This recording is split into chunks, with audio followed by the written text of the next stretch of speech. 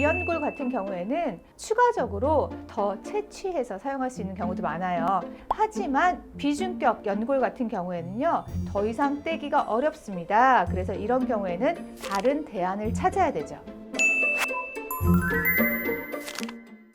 안녕하세요. 성형외과 전문의 닥터 줄리쌤입니다. 코 수술을 경험해 보신 분이라면 자가연골이 얼마나 소중한지 아실 거예요. 그런데 이 자가연골을 재수술할 때 그대로 다시 써도 되는 걸까요? 오늘 저와 함께 확인해 보세요.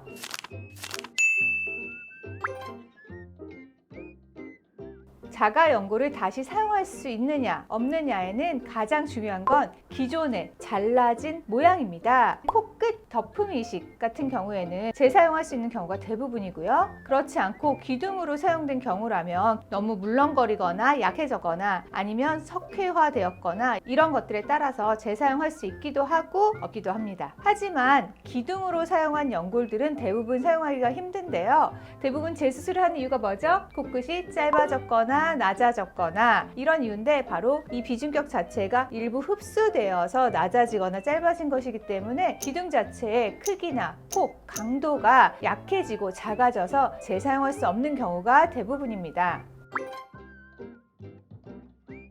귀연골 같은 경우에는 기존에 썼던 연골들을 재사용할 수 있는 경우가 많고 추가적으로 더 채취해서 사용할 수 있는 경우도 많아요. 기존에 귀연골을 여러 번 사용했다고 하시는 분들도 다 쓰지 않은 연골들이 있고 이런 귀연골을 더 뗀다고 해서 귀 모양이 크게 훼손되지 않는 경우가 대부분이기 때문에 귀연골의 경우는 많은 경우에 더 뗄 수가 있습니다. 하지만 비중격 연골 같은 경우에는요, 기존에 비중격 만곡증 수술을 하셨거나 비염 수술을 하신 분 혹은 이전에 이미 비중격을 떼신 분들은 더 이상 떼기가 어렵습니다. 그래서 이런 경우에는 기증늑연골을 사용하시거나 혹은 자가늑연골을 사용하는 방식으로 부족한 비중격 연골을 대체할 수 있어요. 현재 염증이 없으시고 자가늑연골을 최대한 보존하고 싶으신 분이시라면 기증늑연골을 사용하시는 것도 좋고요. 현재 염증이 진행 중이시거나 나는 최대한 염증이 없도록 하고 싶다, 최대한 내 것이 아닌 것은 피하고 싶다라고 하시는 분들은 자가늑연골을 사용하시면 되겠습니다.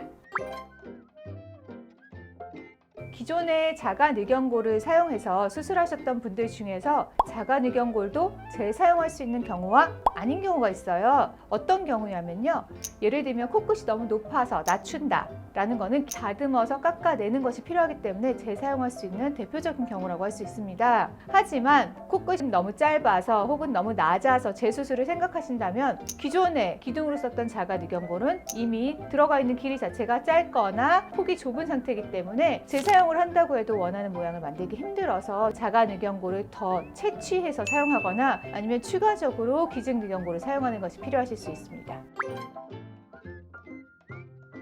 기증늑연골도 재사용할 수 있는 경우가 있기는 합니다만 많지는 않아요. 왜냐하면 대부분 기증늑연골을 이미 사용했는데 재수술을 생각하시는 경우라면 코끝이 낮거나 짧아졌던 경우실 텐데요. 이런 경우는 흉살로 인한 당겨지는 정도를 이겨내지 못하고 늑연골이 일부 흡수되거나 약해진 상태이기 때문에 재사용을 하는데 의미가 없습니다. 충분한 크기와 길이와 폭 그리고 강도를 가지고 있는 자가늑연골을 사용하거나 혹은 기증늑연골을 새 것으로 대체하는 것이 필요하게 됩니다. 어차피 구조를 다 풀어서 다시 재조립해야 되는 과정인데 이런 풀어가는 과정에서 약해진 기둥들은 부서지거나 휘어지게 됩니다. 그래서 거의 재사용을 하지 못하는 경우가 대부분이고요. 이런 연골을 괜히 무리하게 사용해서 재수술의 가능성을 또다시 늘리는 것보다는 더 안전하게 곱고 단단하고 크기가 적당한 연골을 사용하는 것이 더 좋습니다.